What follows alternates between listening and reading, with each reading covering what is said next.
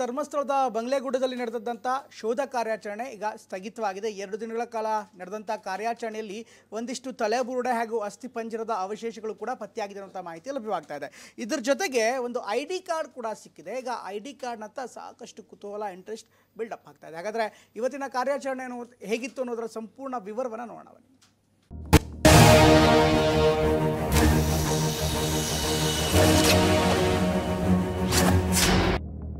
ಸೌಜನ್ಯ ಮಾವ ವಿಠಲಗೌಡ ಹೇಳಿಕೆ ಆಧರಿಸಿ ಬಂಗ್ಲೆಗುಡ್ಡ ಶೋಧಕ್ಕಿಳಿದ SITಗೆ ಬರೋಬ್ಬರಿ 7 ತಲೆಬುರುಡೆ, ಅಸ್ಥಿಪಂಜರ ಮತ್ತು ಮೂಳೆಗಳು ಸಿಕ್ಕಿವೆ.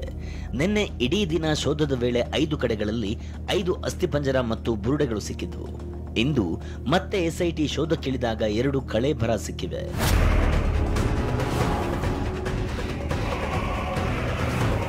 ಇಂದು ಸಿಕ್ಕ ಅಸ್ಥಿಪಂಜರದ ಬಳಿ ಕೊಡಗು ಜಿಲ್ಲೆ ಗೋಣಿಕೊಪ್ಪ ಪೊಲೀಸ್ ಠಾಣಾ ವ್ಯಾಪ್ತಿಯ ಗ್ರಾಮದ ನಿವಾಸಿ ಅಯ್ಯಪ್ಪ ಎಂಬುವರ ID ಕಾರ್ಡ್ ಕೂಡ ಪತ್ತೆಯಾಗಿದೆ. 2017ರಲ್ಲಿ ಮೈಸೂರಿನ ಆಸ್ಪತ್ರೆಗೆ ಹೋಗೋದಾಗಿ ಹೇಳಿದ್ದ ಅಯ್ಯಪ್ಪ ಮಿಸ್ಸಿಂಗ್ ಆಗಿದ್ರು. ಮೈಸೂರಿಗೆ ಹೋಗಿ ಎಲ್ಲ ವಿಚಾರ ಮಾಡಿ ನೋಡಿದೆ. ಅಲ್ಲಿ ಹಾಸ್ಪಿಟ್ಲ್ ಎನ್ಕ್ವೈರಿ ಮಾಡಿದೆ. ಹಾಸ್ಪಿಟ್ಲಿಗೆ ಹೋಗಿಲ್ಲ. ಅಲ್ಲಿ 2-3 ಹಾಸ್ಪಿಟ್ಲ್ಗೆ ಹೋಗ್ತಾಯಿದ್ರು ಅವರು. ಬೃಂದಾವನ ಹಾಸ್ಪಿಟ್ಲು ಮತ್ತು ದೃಷ್ಟಿ ಐ ಕೇರ್ ಅಂತೇಳಿ ಅಲ್ಲಿಗೆಲ್ಲ ಹೋಗ್ತಾಯಿದ್ರು. ಅಲ್ಲೆಲ್ಲ ನೋಡುವಾಗ ಬಂದಿಲ್ಲ ಅಂತ ಗೊತ್ತಾಯಿತು. ಅಲ್ಲಿಂದ ನಾನು ಹೋಗಿ ಸ್ಟೇಷನ್ಗೆ ಕಂಪ್ಲೇಂಟ್.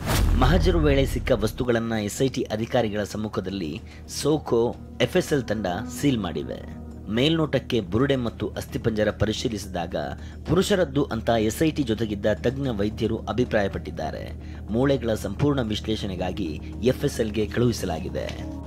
ನಿನ್ನೆ 5 ಜಾಗದಲ್ಲಿ ಆ ತಲೆಬುರುಡೆಗಳು ಮತ್ತು ಅಸ್ಥಿಪಂಜರ ಸಿಕ್ಕಿದೆ. ಸೊ ಅದನ್ನೆಲ್ಲವನ್ನೂ ಕೂಡ ಸೆಕ್ಯೂರ್ ಮಾಡಿ ಆ PVC ಪೈಪ್ ಮತ್ತು ಸೀಲ್ ಮಾಡಿದಂತಹ ಬಕೆಟ್ಗಳಲ್ಲಿ ಎಲ್ಲವನ್ನು ತಂದು ಇವಾಗ FSLಗೆ ಕಳಿಸಲಾಗಿರುವಂಥದ್ದು. ಸೊ ಅವನ್ನೆಲ್ಲವನ್ನು ಕೂಡ ಈಗ ವಿಧಿವಿಜ್ಞಾನ ಪ್ರಯೋಗಾಲಯದಲ್ಲಿ ಆ ಪರೀಕ್ಷೆಗೆ ಮುಂದಿನ ಹಂತಗಳಲ್ಲಿ ಒಳಪಡಿಸ್ತಾರೆ. ಇನ್ನು ವಿಠಲಗೌಡ ವಿರುದ್ಧ ಧರ್ಮಸ್ಥಳ ಗ್ರಾಮದ ನಿವಾಸಿ ಸಂದೀಪ್ ರೈ ದೂರು ದಾಖಲಿಸಿದ್ದಾರೆ.